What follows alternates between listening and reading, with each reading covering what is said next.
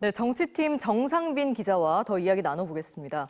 정 기자, 한동훈 대표가 오늘 별다른 입장을 내놓지 않고 침묵을 이어가고 있는데요.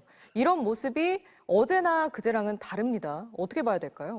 네, 쉽게 이야기해서 한동훈 대표의 스텝이 꼬였다 이렇게 평가를 할 수 있습니다. 한 대표는 어제 오전에 국민의힘 당사에서 담화문을 발표했죠. 국무총리와 당이 협의해 국정을 챙기겠다 이렇게 말을 했습니다. 그런데 오후에 국민의힘 의원들과 잇따라 회동을 가진 뒤에는 당대표가 국정 권한을 행사할 수는 없다며 한 발짝 물러섰습니다. 10여 명의 친한계 의석을 지렛대로 탄핵 소추를 막아내고 전국을 주도해 나가려는 의욕을 보였지만 위헌 논란이 불거지고 예상 밖의 거센 반발이 이어지면서 난처한 입장에 처한 모양새입니다. 네, 스텝이 꼬였다.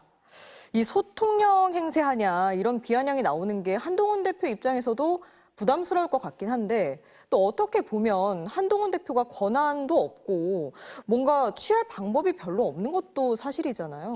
네, 그렇습니다. 사실 질서 있는 퇴진을 하겠다라고는 하는데 한동훈 대표나 한덕수 총리가 그 답을 내놓을 위치에 있지는 않습니다. 네. 윤석열 대통령이 직접 자리에서 내려오거나 탄핵 소추를 통해 대통령의 권한을 상실하는 방법만이 헌법에 나와 있는 합법적인 퇴진입니다. 이 두 방법을 제쳐두고 질서 있는 퇴진을 한다 이렇게 말을 하는데 당장 구체적인 방안을 물어봐도 대답을 못하고 있거든요. 감당이 안 되는 걸 덥석 받아놓고 이러지도 저러지도 못하는 형국입니다.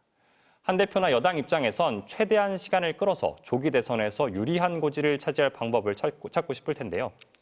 문제는 수사가 급물살을 타면서 이런 전략도 먹히지 않게 됐다는 겁니다. 질서 있는 퇴진 로드맵을 빨리 내놓으라는 게 국민 여론인데 여기에 제대로 부응하지 않으면 한동훈 대표도 여당도 정치적으로 궁지에 몰릴 수밖에 없습니다. 네, 이번 주 토요일에 탄핵소추안 표결이 예정돼 있는 만큼 또 한 주가 급박하게 흘러갈 것 같은데 이번 표결은 결과가 좀 달라질까요? 기류 변화는 분명히 있다 이렇게 말씀드릴 수 있습니다.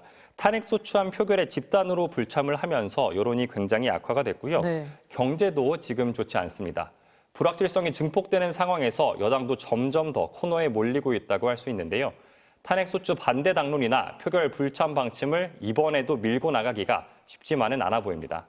물론 국민의힘이 표결에 참여한다고 해서 탄핵소추안이 반드시 가결된다고 볼 수는 없지만 앞으로 진행되는 수사 상황과 여론의 추이가 가결 여부를 결정할 전망입니다.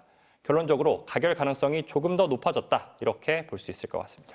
네, 여기까지 듣겠습니다. 정상빈 기자 잘 들었습니다.